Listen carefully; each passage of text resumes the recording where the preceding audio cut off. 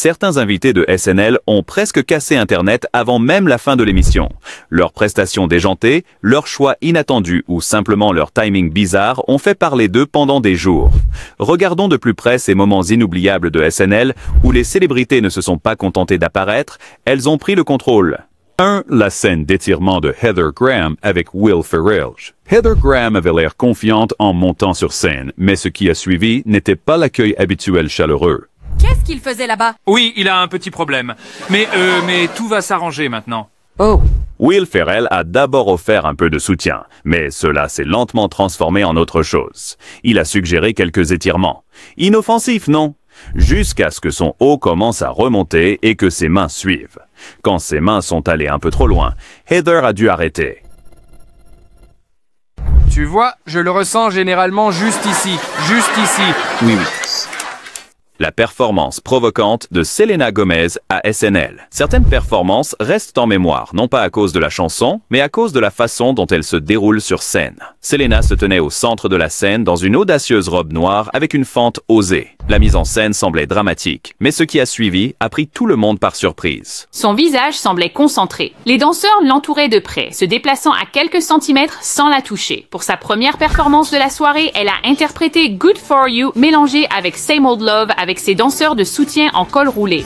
J'en ai tellement marre du même vieil amour. Puis la caméra se tourne vers l'animatrice. Elle a fait une remarque, non pas sur la chanson, mais sur ce qui l'a le plus distraite. De retour sur scène, Selena a continué. L'ambiance a changé, les lumières aussi. L'animatrice est revenue à l'écran et a souligné la robe. Sa réaction disait tout. Pour la prochaine performance, Selena était maintenant sur un lit, vêtue de satin. Son expression était différente. Un danseur torse nu l'a rejointe.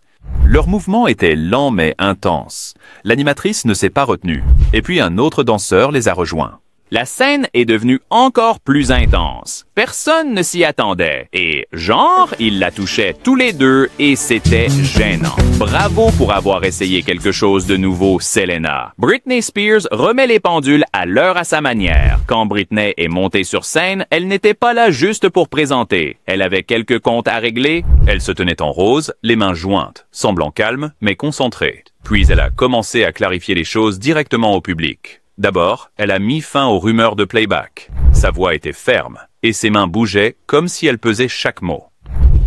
Comme si je ne pouvais pas chanter sans playback. D'accord, ce n'est pas vrai. Voyez, quand je suis apparue aux Grammy Awards et que j'ai chanté Baby One More Time, je veux dire, j'avais des choristes pour les harmonies, mais j'ai chanté toutes les voix principales en direct. Ce n'était pas sur bande. Elle s'est un peu défendue, mais est restée calme, s'assurant que tout le monde entendait la partie sur le chant en direct. Puis elle a dit quelque chose avec un sourire qui a illuminé la foule. Mais ce qui a vraiment volé le moment, c'est ce qu'elle a évoqué ensuite. Elle a terminé avec un sourire espiègle et une dernière phrase qui a fait rire tout le monde. Quand Jessica Rabbit est entrée, tout a changé. Ce sketch montrait Justin Timberlake jouant un mari aimant jusqu'à ce que la tentation entre dans la pièce. Il a regardé sa femme, a juré que rien ne pourrait le distraire, pas même Jessica Rabbit. Je suppose que je suis plus sexy que je ne le pensais. Oui, tu l'as fait. Oh! Mais dès qu'elle est apparue, son visage racontait une autre histoire. Yeux écarquillés, bouche ouverte. Puis, sans aucune honte, il a laissé sa femme en un clin d'œil et est parti avec Jessica. L'entrée d'Hermione a laissé tout le monde bouche bée. Cette parodie de Harry Potter a rapidement attiré l'attention dès que Hermione est entrée sur le plateau. Au début, Ron et Harry étaient en pleine conversation, inquiets à propos de quelque chose. Mais cela n'a pas duré longtemps une fois qu'Hermione est arrivée. La pièce a changé rapidement. Ron resta sans voix. Harry essaya de garder son calme, mais ne s'attendait clairement pas à ce regard. Hermione, elle s'est restée calme comme si de rien n'était. Mais Ron ne pouvait pas se retenir. Il a bien montré qu'il avait tout remarqué. Et tout d'un coup, même le public ne pouvait plus détourner le regard. Sophia et Penelope luttent, mais personne ne regarde le shampoing. Dans celui-ci, Sofia Vergara et Kristen Wiig s'assoient pour une fausse publicité de shampoing. Toutes deux sont habillées pour impressionner, mais l'accent exagéré de Kristen et le charme de Sophia prennent immédiatement le devant de la scène. Et action. Nous aimons le shampoing Pantene. C'est entièrement naturel, donc il a tout ce dont nos cheveux ont besoin. Le réalisateur essaie de les garder concentrés. et continue de gâcher les répliques exprès. Son interprétation est déjantée et Sophia n'arrête pas de rire non plus. Alors, elles essaient à nouveau. Kristen n'arrive toujours pas à dire les mots correctement, mais cette fois, ses expressions deviennent encore plus dramatiques. Sophia regarde simplement, essayant de ne pas rire. Plus elle se trompe, plus Sophia apprécie. Le réalisateur dit qu'elles sont super sur le canapé, mais toujours pas avec les répliques. Mesdames, super. Je veux dire, excellent travail sur le canapé, d'accord? Et Sophia, encore une fois, travail incroyable. Merci. Le moment fou de Kristen Wiig.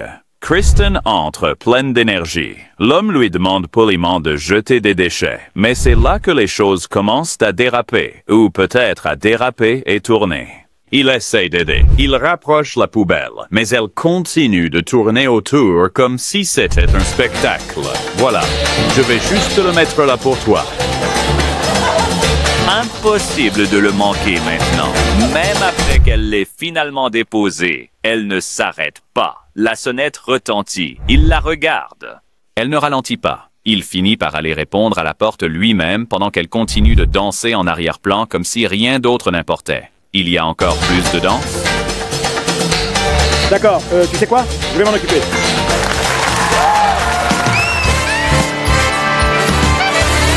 Le début percutant de Sydney Sweeney dans une robe blanche. Dès que Sydney est sortie, la foule s'est illuminée. La robe, le sourire, la prestation, tout cela rendait difficile de détourner le regard. Elle se tenait immobile au centre de la scène dans une robe blanche éclatante.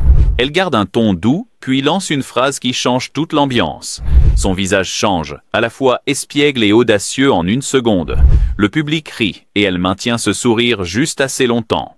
Il est clair que Sydney savait exactement ce qu'elle faisait sur cette scène. Le cadeau le plus inattendu de Timberlake et Sandberg. Cela commence comme une mise en scène romantique habituelle. Lumière tamisée, musique lente, un feu chaleureux. Mais juste au moment où cela semble doux, Andy se penche avec un visage sérieux et dit quelque chose d'étrange.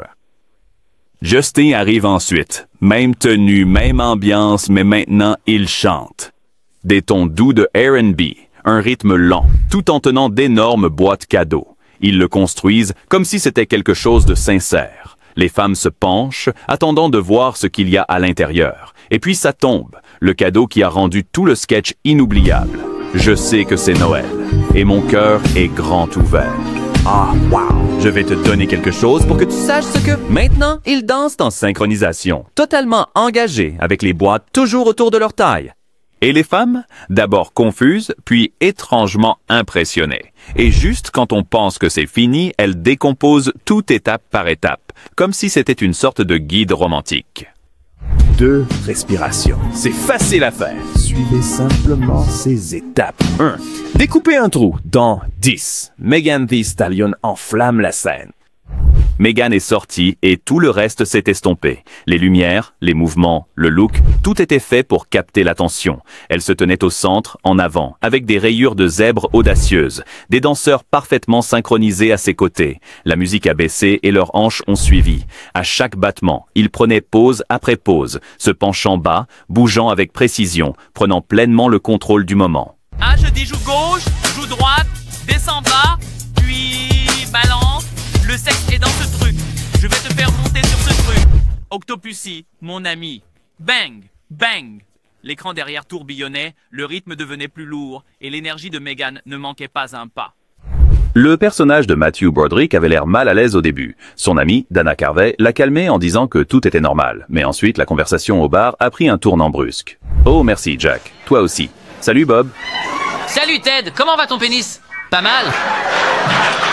Bon, ça s'est amplifié. Les hommes ont commencé à commenter les uns les autres, tous centrés sur un sujet unique qui a figé Doug sur place. Tu pourrais crocheter une serrure avec ce pénis.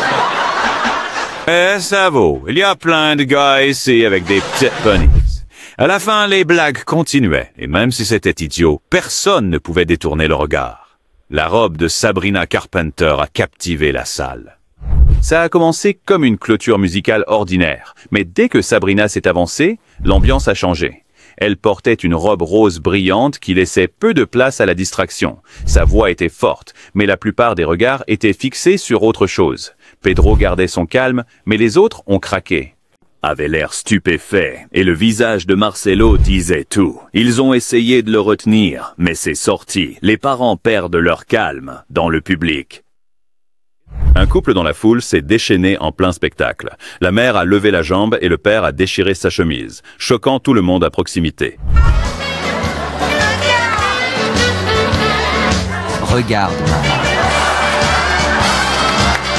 Puis elles ont toutes les deux tiré leur chemise pour montrer leur soutien-gorge, les bras balançant, des confettis dans l'air. Même Keenan semblait figé, les yeux écarquillés d'incrédulité. Que faites-vous? Regarde ta mère. Après avoir déchiré leur chemise, ils ne se sont pas arrêtés. La mère a montré son soutien-gorge, toujours la jambe levée. Le père l'a fait tourner sans hésitation, plein d'énergie. Regarde ta mère.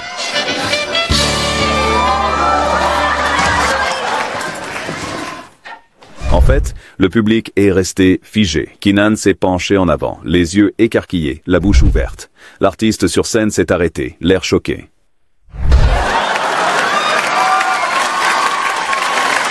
Wow!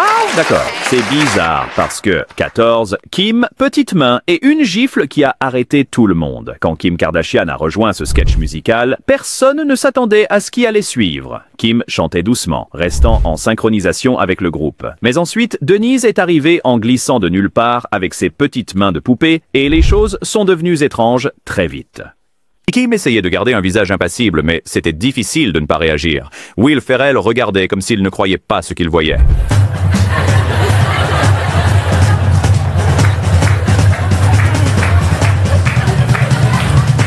Même Ferrell a dû intervenir. Il l'a appelé calmement, comme s'il allait dire quelque chose de sérieux. Des fantômes dans le jacuzzi la nuit de Noël. Chris Redd et Egon Wadham venaient de se faufiler dans le jacuzzi du Radisson après les heures d'ouverture, plaisantant et flirtant. Puis soudain, deux femmes lumineuses sont apparues de nulle part.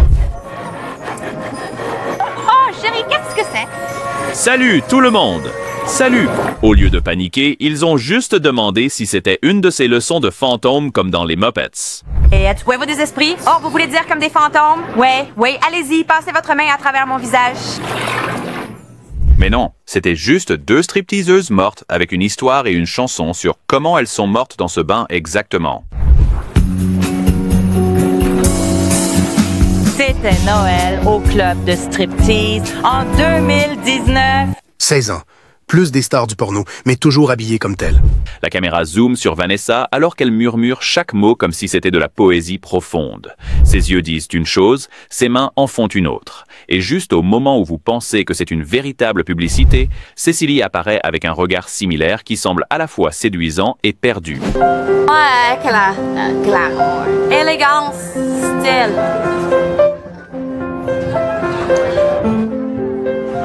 Ils regardent l'objectif sans aucune honte et disent clairement plus des stars du porno, raise our rating. Juste des femmes qui vendent maintenant de faux diamants pour 50 $. Nous ne sommes plus des stars du porno. Je suis Brecky et j'oublie.